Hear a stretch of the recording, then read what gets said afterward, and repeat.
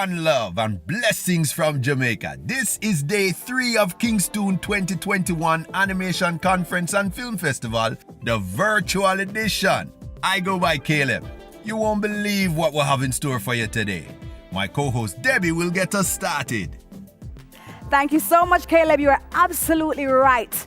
Now, everybody fancies themselves a little bit of a content creator, right? But data-driven content creation, no, that's a different ball game. Well, animation studios are changing how they produce animation in this real-time production environment.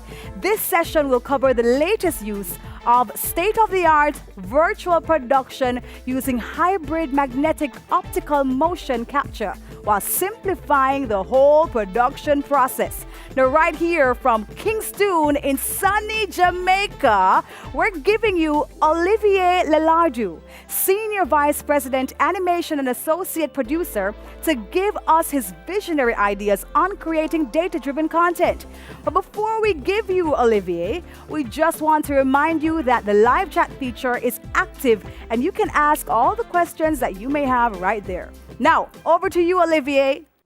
Hello, I'm very happy to be with you today. I'd like to thank you, the KingstOOn team, for arranging this event, which I hope will prove fruitful for you as for me. I'm Olivier Lelardu from Cybergroup Studios, and I will talk a little bit about real-time technologies and data-driven content.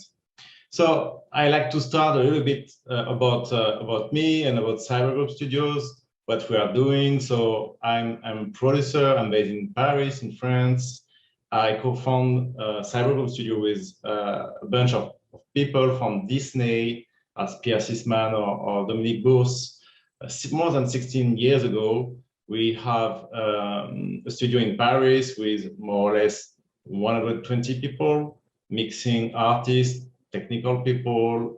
We have a full pre-production studio and a post-production studio there, but also, I will tell you more about that, other kind of profile and skills, like for the distribution and the merchandising segment of our business.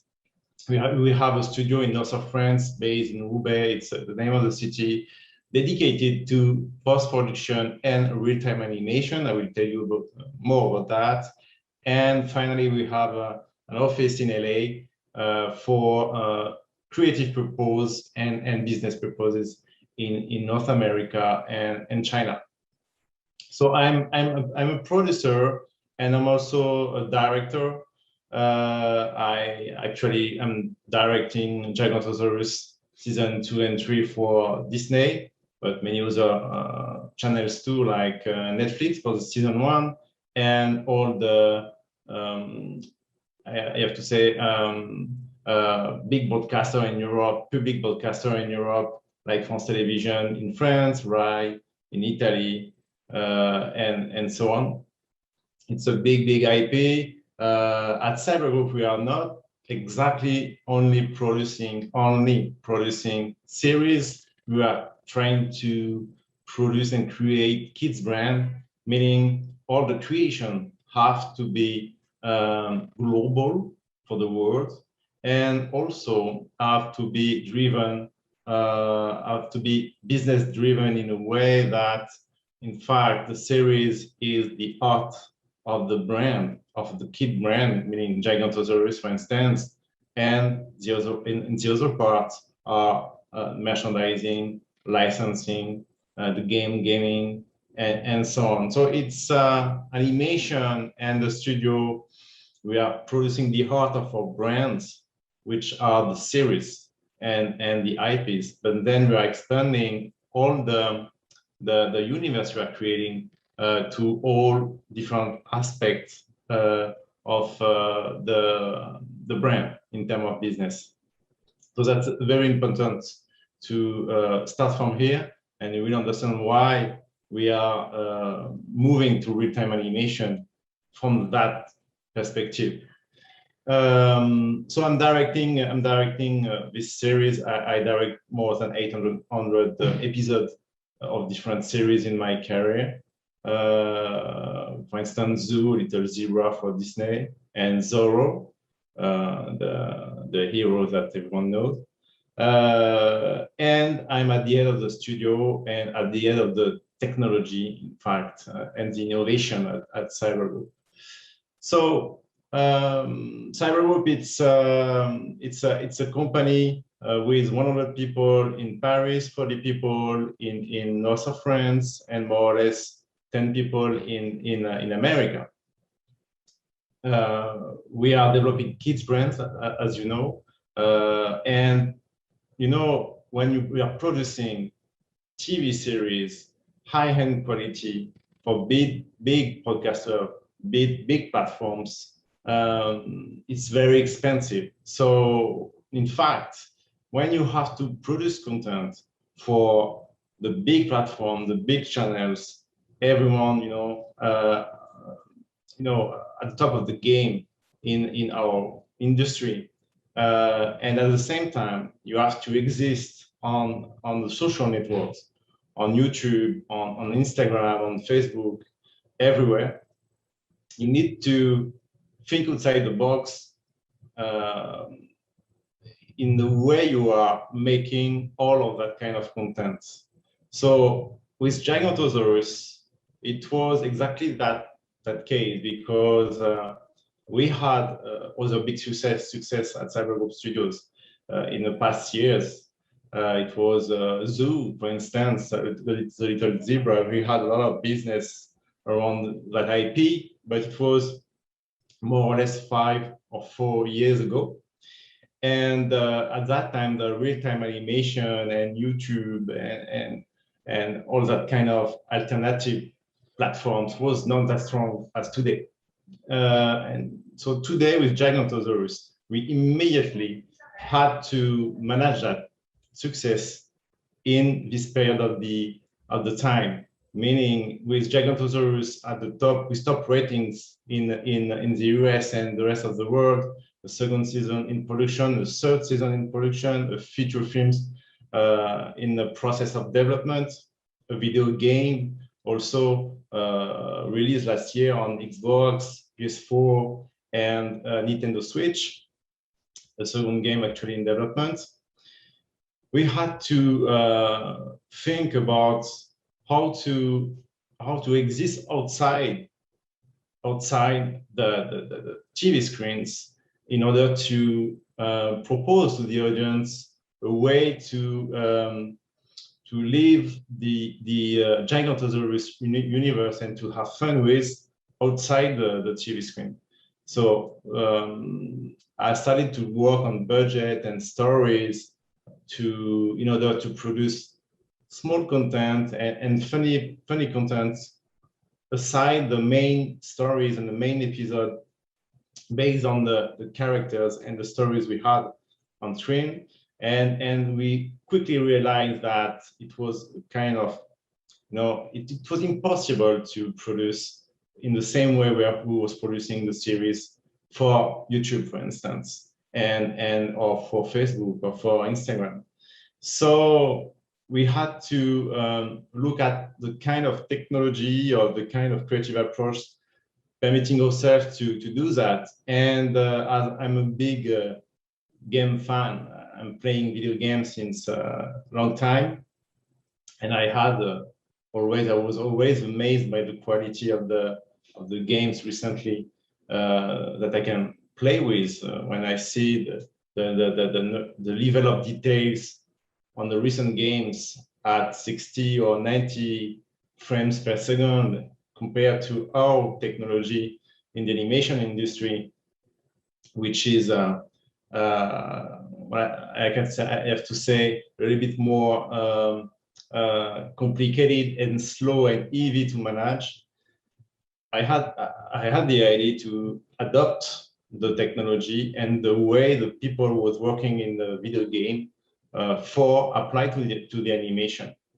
So I started to studying the technologies available on the market. Since 2 years, I saw the Unity engine absolutely visible on the festival space or in a different animation event. I studying the sales technologies, but at the end I end up with Unreal for many reasons. First of all, because it was extremely aggressive in terms of communication, and beyond the communication, when I started to look at the software and the approach, the technical approach, and the ways it was helping the people in order to use the software and to learn the software, I decided to move forward with Unreal Engine. And then there is the mega grants opportunity, which is, I will tell you a little bit more about that later on, which is an absolute, it's a beautiful opportunity for all the creators and even studios in the world. So I started to work with Unreal Engine, and we discovered that, in fact, it's a total different universe. Working with Maya or 3ds Max, it's something that we know very well. It's our language since more than 20 years. And then we had to rethink, to restart our job. We had to reinvent ourselves, because that kind of software have a total different approach in terms of wording. First of all, the naming convention in terms of techniques is different than from Maya to Unreal, or for the traditional animation process and the gaming industry. So we had to think the way the technician in the gaming industry are thinking too. So it took a few months, a few weeks, and after the learning curve at a good level, we understood that it's absolutely amazing, and it's absolutely, I have to say, the only way to produce animation today and in the future. Why? Because actually you can produce highly detailed image at 60 or 90 frames per second in real time, in fact, easily with that kind of technologies, which is absolutely impossible in with the classic pipeline. And on top of that, you can produce in 4K or 8K very easily, which is absolutely painful in the classical pipeline and processes. So we started to learn by ourselves. We was connecting with the Epic Games people, and which was very helpful. And we discovered the mega grants. And the mega grants, it's very, very big. You know, it's a big grant. It's $100 million that Epic Games are giving to the people who have great projects in terms of way to use Unreal Engine, and also any other kind of innovative approach or technology that they like. So we decided to apply this to the mega grants using the Gigantosaurus IP series. So we always had a producer approach in terms of projects. It was important for us to don't stay too much technical. Of course, the project was technical. It was a technical journey, switching from a classical and traditional pipeline to a video game pipeline. It's something. It's a journey, but always with one objective. It's permitting our characters or creation to live on all the platforms that exist today. So from Disney Plus, Netflix, the public broadcasters, to YouTube, Instagram, or Facebook, even Switch. So so we applied to the mega grants, and we discovered that the mega grants, it's something. It's not only okay. You have a good project. You need eventually good content and the use of Unreal. It's not only this. It's also a philosophy. They really focus on the way you share. In fact, the content and the skills that you can develop inside the Unreal and the mega grants ecosystem.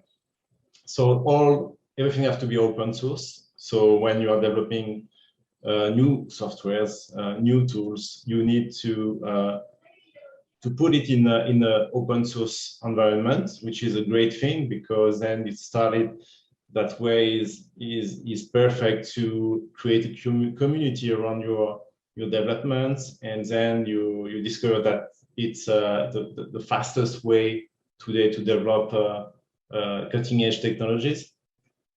And also the educational aspect of the project is very important. So educational open source, it's all about sharing. So we had agreements with schools in order to share and transmit everything we learned about Unreal and all the research we did in terms of real-time animation. Oh. So it is this is it's absolutely amazing. We apply for the maximum of the grants, and we get it, and plus the support of the team at Epic Games and Unreal. So that way makes this experience absolutely amazing, because it was certainly funded, and plus a real expertise that Epic Games put on board for project. The project is called Giganto Club. It's a kind of series promoting the main series, and the main series is on screen on Disney Plus actually, and Disney Junior in the US. And this series is a club of Dinos fans that they are talking about the episodes actually on air the current week or the past weeks, and they are talking about, you know, little stories happening in the show, little stories about the characters. Eventually also we have games about dinos fact and science fact and all that kind of stuff that we are not really into in the main series. In fact, the main series is about characters, dinos, living adventures and having beautiful journey in a world, in the dinos world. It's not about science or dinos fact or anything. That club is a little bit about that. So it's a little bit educational. It's of course, it's also for promoting the main series and the characters. It's a fan club, but it's also educational. We learn stuff and we have fun with dinos fact. Of course, we wanted to produce it in a different way. So on top of the Unreal Engine, we used the motion capture system. The motion capture system was absolutely, for me, it was a little bit, I had many concerns about the motion capture because of for me, it was a very heavy technology, very complex, very expensive, and with a naturalistic result that I didn't really want for my dinos.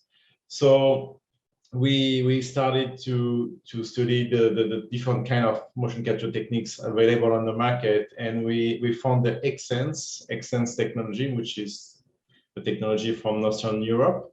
It's a full magnetic system versus full optical system. It's a suite with captors and trackers. You don't need cameras. You can capture movement and performances outside, inside. It's absolutely amazing. And we mix that with a strong control rig system inside Unreal, because actually you can animate directly in Unreal. Is what we do. We have animators working in Unreal like they used to work in Maya or 3ds Max. And we find a way to use the productivity of the motion capture. So it's the Xsense suites plus an helmet supporting an iPhone. The iPhone is capturing the face and transmitting all the curves to Unreal in order to move the faces. So we have that kind of real-time animation system, body plus face, largely used in Hollywood actually for virtual concerts, for instance, and everything plugged into Unreal. So in fact, it was we discovered that it's creatively it's amazing because we can really produce a lot of animation every day. We can react to what's happened in the world. In fact, every days, every weeks, because our talents or actors was absolutely available to shoot. You could capture a session every day very easily. And if something happened in the news, for instance, let's say we discovered a new dino, new fossil of dino in the world, we can talk about it in the next episode because 2 days later we can set up a session, we can capture the performance, talk about what's happened in the discovery, and then being on air the next week.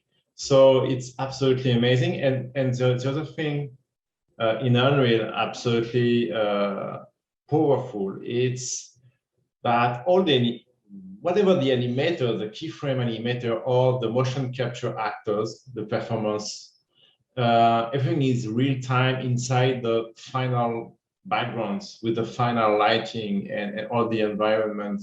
But in terms of immersion, it's not only immersion about the audience, because we talk about immersion for the audience a lot, not for the people who create the series. It's something totally new with that kind of technology, because when animators can animate the character with a final look, final rendering, with global illumination on, ray tracing on, all the environment, the plants, everything, the FX, everything on, is absolutely is inside the environment and the universe the character is. So we experience that, in fact, it's improving the animation, not only because the rigging or the control rig in Unreal is better than the software. I'm not saying that it's absolutely efficient, but the thing is that creatively the animators are more in immersion. So it's a really immersive experience working the animation that way. And of course,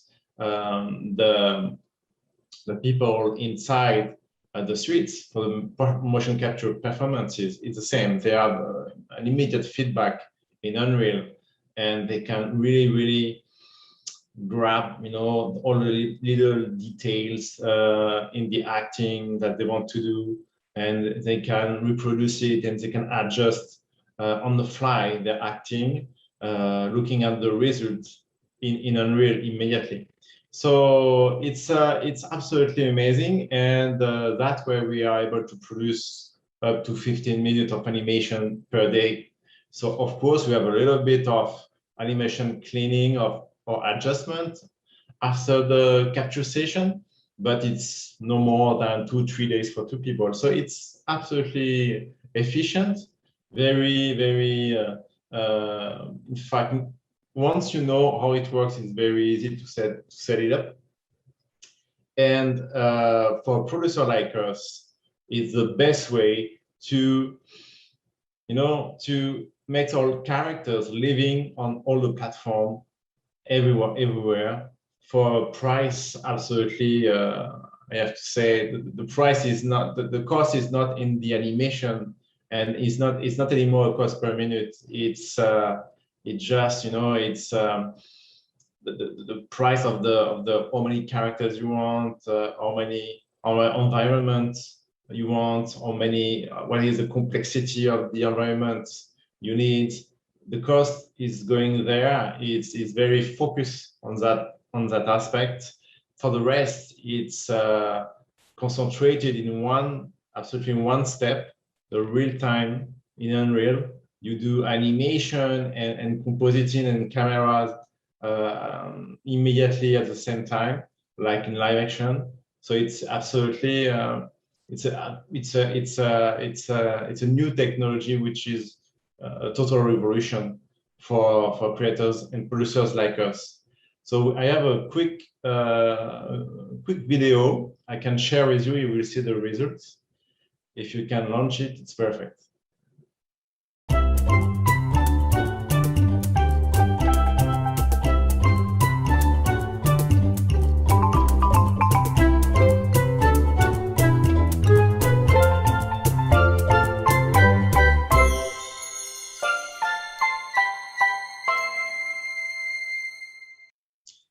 So, so that's the revolution. In fact, you know, it's producing content for ready for all the platforms. The other thing very important is we experience the mutualization of the assets, meaning when we produced Gigantosaurus, the series, the main series, we decided a few months after we started the pre-production of the series, we decided to create a video game. This video game is was done on Unreal in a studio in Spain, and we started to think about assets mutualization. So the series was done on 3ds Max, and we started to share ZBrush and models and textures, and it works well. In fact, we shared all the props and the characters. Of course, they had to change a little bit the rigging and the mesh. But at the end, the first demo of the game was done in 3 weeks instead of 2 months. So it was before we started the Unreal journey. So with a production entirely done in Unreal, in fact, immediately the characters are ready for games. We did a few tests. It works very well. You can turn your episode into VR episode very easily. You can turn all your assets and your environment in video games levels and environment very easily. So it's not only producing in a faster pace or in a better quality, because the quality is absolutely higher than on the normal pipeline. It's also absolutely transversal. It's 360 degrees. It's the asset done can be immediately reused and directly reused by a gaming studio or a VR studio. You can explore all the storytelling that you want. So it's the heart of our work now. It's the art of our development. We are developing the Northern studio in France that way. It will be a studio absolutely dedicated to real-time animation for that reason, because you can really mutualize everything. When you are a producer, when you create brand for the world, you need technologies permitting yourself to be more connected with the audience quickly and on all the medium that you can imagine. So I think it's something that you should explore. It's if you are a studio today or if you are an independent creator, you should explore it. I know that the big games people or the Unreal people are kind to help many different profile of people. It's I know that I met a lot of people who got a mega grants, and it was some people was independent developers or small studios, big studios. So if you have your chance, if you have a project that you are okay with open source and sharing all the ideas you develop, and eventually even if you are okay to participate to conferences or educational content, it's something that will help you to have a success with the mega grant. A last thing about the French ecosystem. The French ecosystem is absolutely amazing since more than 40 years now. That's why France is so big in animation. And we have support from our government since more than 40 years on all aspects of the business and the entertainment business and the animation business. In fact, animation is considered like a cultural thing in France. That's why the Minister of Culture is, we have a lot of subsidies from the Vice Minister of Culture. And actually, we have a special grant for the modernization of the pipeline for all studios in France. So even the government understood that if after 40 years of effort funding the animation industry, funding the cinema, the TV industry, they understood that the actual paradigm change in terms of technology and pipeline is important. It's not only it's not only content, it's not only creation, it's also the way you make this creation happening. And so the French government helped directly the producer with funds up to 40% per show. Also in terms of development, if you have an idea, you can you can have a lot of money from the French government and also media in Europe, and now also for the pipeline. And it's a lot of money. It's not, it's a planet alignment with the mega grants and all the things we can see now, all the acceleration in terms of industries, gathering all the technologies around them. So it's something we have a lot of luck in France for that. So mixing the private fund like the mega grants and other partners, plus the French support in terms of technology research and pipeline research and modernization, we have the money in order to do that kind of new production. So yeah, it's in fact the government think that the kind of investment is round table. You can, when you put €1 in a production or in a concept or in a studio, you earn years later 2 or 3 euros back. It's a fact. We know that since more than 40 years now. It's something absolutely real. The culture, the animation is something absolutely great financially for government. Also, the government helps the schools, all the schools, to create a good ecosystem in France in terms of artists and skills and animation cultures.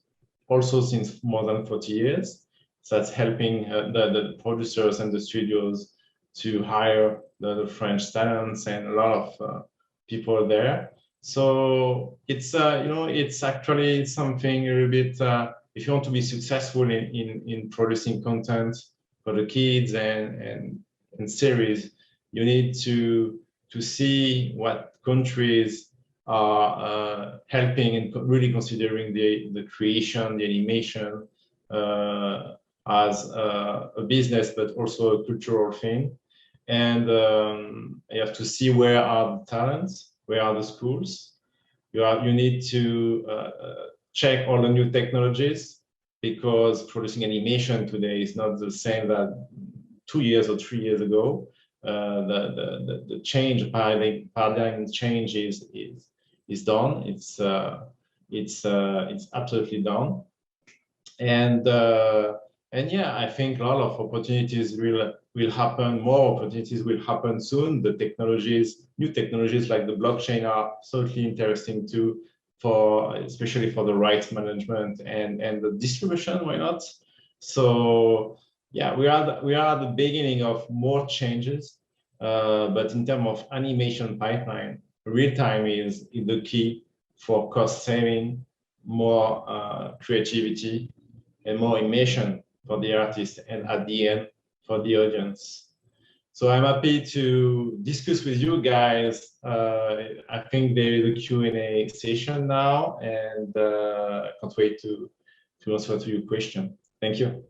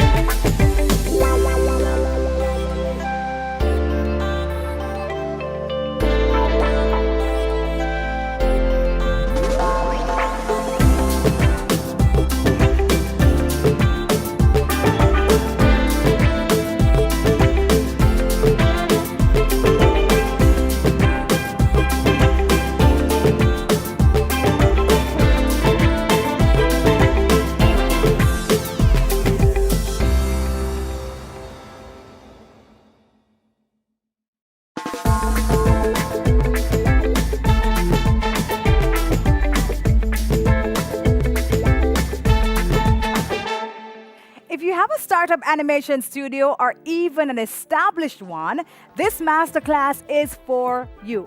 Our next set of presenters are two ladies who have an unmatched depth of knowledge and are well connected in the television production, distribution, and broadcast communities across international trade media. They have a respected and outstanding track record, having worked globally with producers, distributors, financiers, IP owners and creators, licensors, and broadcasters. The live chat feature is where you can ask these ladies all the questions that you may have. Now help me welcome Amy Norman and Janet Bamforth of the DDA Group with their presentation on marketing your studio. Good morning, KingstOOn. Welcome to Promote and Market Your Animation Studio using the 360-degree approach. My name is Amy Norman, and this is my business partner, Janet Bamforth. We have over 25 years experience in international television corporate communications with extensive knowledge of the animation sector. There's a bit of background. We look after the publicity for the KidScreen Summit and the Children's Media Conference in the UK. And we also handle PR for some of the world's leading animation producers and distributors and studios. We have clients including WildBrain and Portfolio in Canada, Elam in France, One Animation and Omen Studios in Singapore, Cosmos Maya in India, Gutsy in Finland, and Novel and Daryl McQueen here in the UK.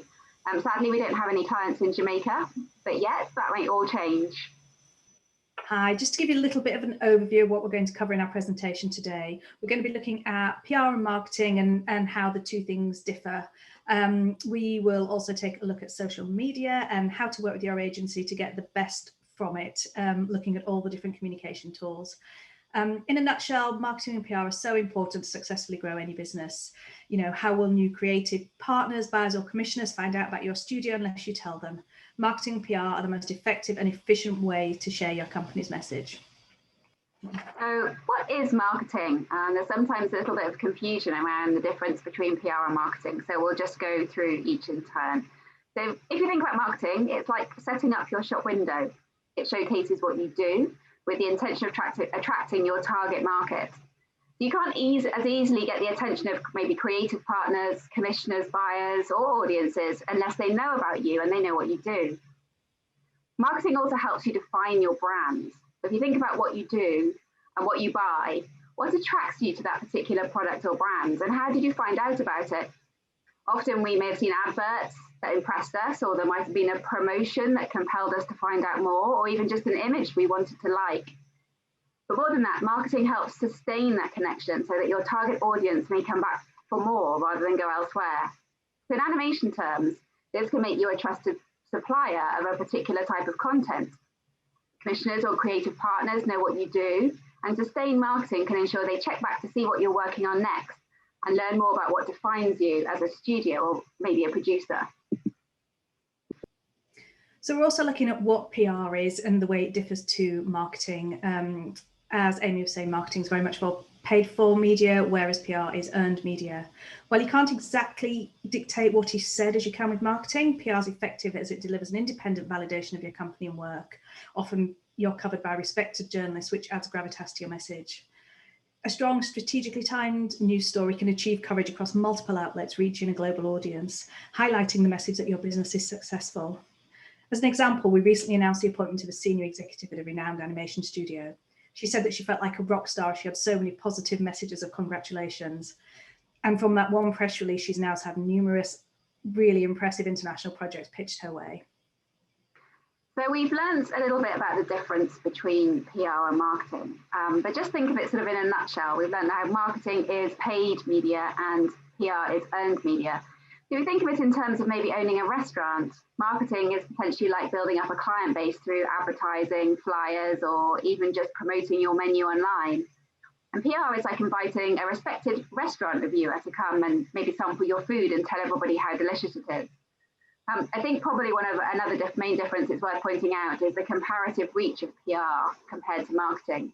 Often, maybe one paid advert will just be one page in one magazine in a particular month with a targeted audience. But publicity often has further reach across multiple outlets. So if you have a news story, you can often spread that far and wide. We thought it might be useful to just explain some of the differences and the different tools you can use for PR and marketing as we have on the slide here. As a brief overview, press releases, we use those to announce significant news at the company, whether it's a business deal, a new project, a show you're launching, and we would time that strategically at key points in the industry calendar. Editorial interviews is an ongoing way of profiling your company, even when there's no significant news to announce. Inclusion in features in the trades adds weight to your message and positions you as an industry expert. Opinion pieces in the trades are also an excellent way of showing your industry knowledge and give your company international profile. Thought leadership, panel opportunities are becoming increasingly important, and actually with the pandemic this year, they've been opened out to a much more global audience, which has been really useful. So sitting on panels at key industry events such as KidScreen Summit, Annecy, Children's Media Conference, and of course KingstOOn, not only shows that you're an expert, but it opens multiple opportunities for potential partners to hear you and subsequently contact you if they have a project that might be of interest. Media meetings are key, getting to know the journalists, getting to know their landscape. In a normal world, we would advise using key marketing festivals to sit down with journalists for a relaxed coffee or a drink. Sparing your time to get to know the journalists without expecting column inches often actually results in column inches down the line as they become known to you and you become a trusted expert and spokesperson. Marketing opportunities are much more self-explanatory, and I guess we come across them, in a more day-to-day basis, and they do have their place in the communications mix. Advertising, taking a page in a trade magazine can work really well if you're launching a new show. Sponsoring a session or a badge or a bag at a key industry event will get your name seen and show commitment to the industry. Likewise, flyers and event bags are a great way to get to a mass audience, but in a paperless world, they're becoming a little less attractive. Clever marketing via branded gifts is a nice way to introduce property to key broadcast execs or journalists. And again, when we're all back in the real world and at markets and festivals, dinners and cocktail parties are a really nice way to informally introduce yourselves or your new show to the industry and to buyers. And then there are social media tools, which we'll come on to a little later. Okay, so we have an idea of how we could potentially use PR and marketing and what they are. Once you've decided they're a good idea, how do you get started? I think the first thing is to spend some time planning what you want to say and who you want to say it to and what you want to achieve by that message. So set yourself some clear goals and make sure that these steer everything that you do. So there's no point spending money if it's not going to add anything to your business success. Spend a bit of time thinking about what makes you stand out. Why should a commissioner or a creative partner, awards body investor, or anyone you're targeting choose you particularly? To know how to clearly describe yourself and your work. And it's important to be honest and believe in what makes you different. You don't need to try and claim to be the next somebody or oversell yourself. Have confidence in yourself and your work and your strengths. I think it helps as well to know the industry and read the trades. Keeping up to speed with trends and timely topics is helpful in lots of ways. They can help you develop new content responding to market trends and what maybe commissioners are looking for. It can help you identify potential collaborators and partners. And it can also help define yourself in the industry. You probably know a lot of these titles already, but sort of started reading the titles that focus on the animation world or Animation Magazine, KidScreen and Cartoon Brew are some ones that we would recommend. A key to building your global profile is a little bit of housekeeping, actually getting all your promotional materials and tools in place. Initially having a good website, it doesn't have to be amazing, but just having all the basics there. The website mirrors how you are, how you want to be seen, your individual voice and style. So it's really important that is reflective of your PR and marketing materials as well. Take time, think about how you want to be seen and have that reflected on your website. A balance of business and creative often works really well. Have your elevator pitch ready. Be ready at any moment to sum up your company or project in one sentence. It might be that you just have that 5 minutes where you can sell yourself at any given time. Again, with your boilerplate and pitch deck, make sure it's really reflective of your style and your individuality. Make it comprehensive but pithy, have company information that highlights your business and creative acumen. Just really use it to sell yourselves. So what about B2B social media? Well, we talked about how it sits alongside publicity and marketing and combines the best of both. And it can be used in a number of meaningful ways. It can help showcase your studio and your work, obviously, but it can also help you engage with peers, industry leaders, and your followers, so you can build your network. And in that sense, it can help you attract partners, talent, interest in what you're doing at the studio. So I think the main thing to note about social media is it's two-way, it's conversational, and it allows you to fully engage with your targets. Some tips to help you stand out. I think first off, understand the use of the different platforms, and then you can tailor your approach accordingly. So you wouldn't create some content for Instagram, for example, that you would use on LinkedIn. LinkedIn is great for networking. It allows you to post a lot of content. You can really engage with the business community on LinkedIn, and also Twitter as well. Twitter can drive your audience to LinkedIn and vice versa. So those tools can be very well used in a business sense. But obviously we're in a very visual industry. So the likes of Instagram and Pinterest potentially as well are very good for strong visual to really help define you as a studio.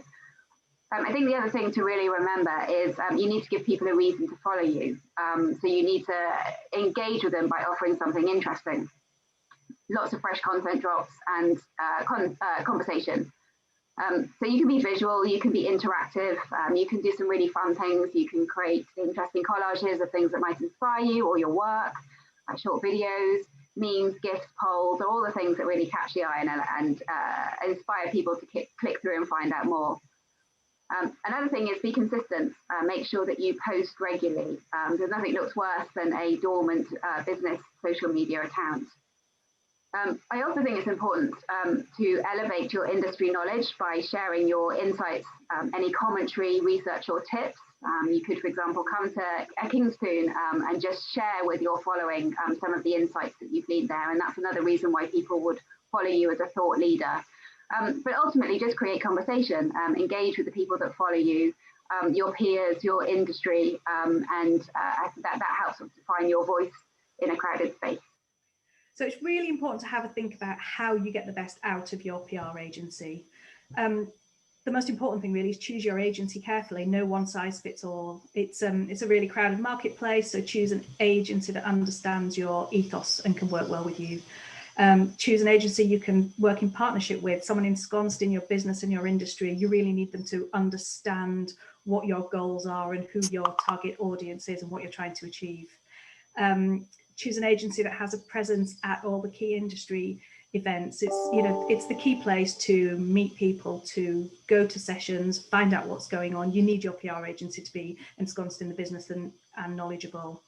And treat them like an in-house team. We find we are much more effective and successful for our clients, helping them achieve their aims if we're really ensconced in what they're doing, where we're talking at a senior level. We understand what's coming down the pipeline far in advance. We find it's much better for us to then go away and be much more strategic.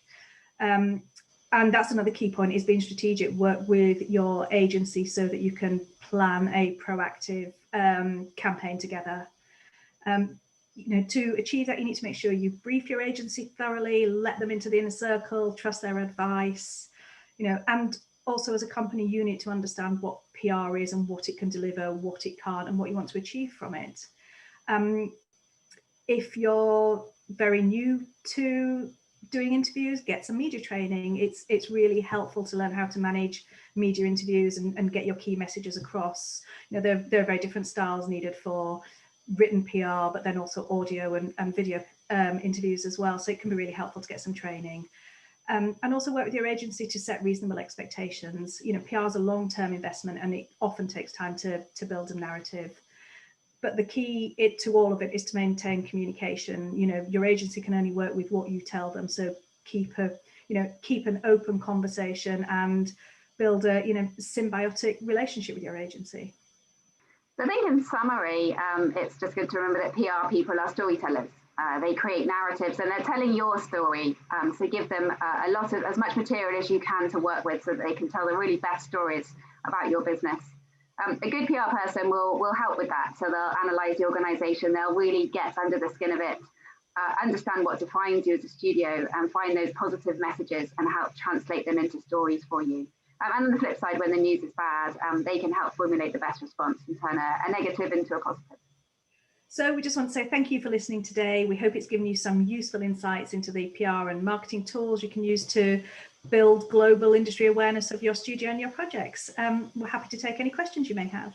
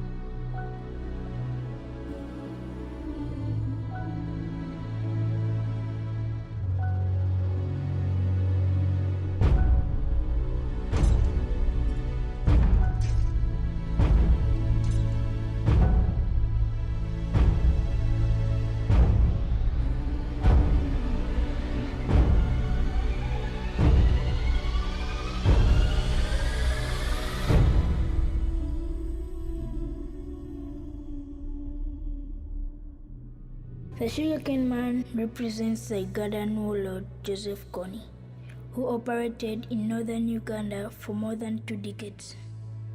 Although Uganda is at peace today, the region still grieves for the children who were abducted, killed, and the millions who were displaced from their homes. We dedicate this short film to the people of northern Uganda, especially the children. To this day, Joseph Kony still has not been found, and such efforts have been abandoned. But his legacy of loss remains.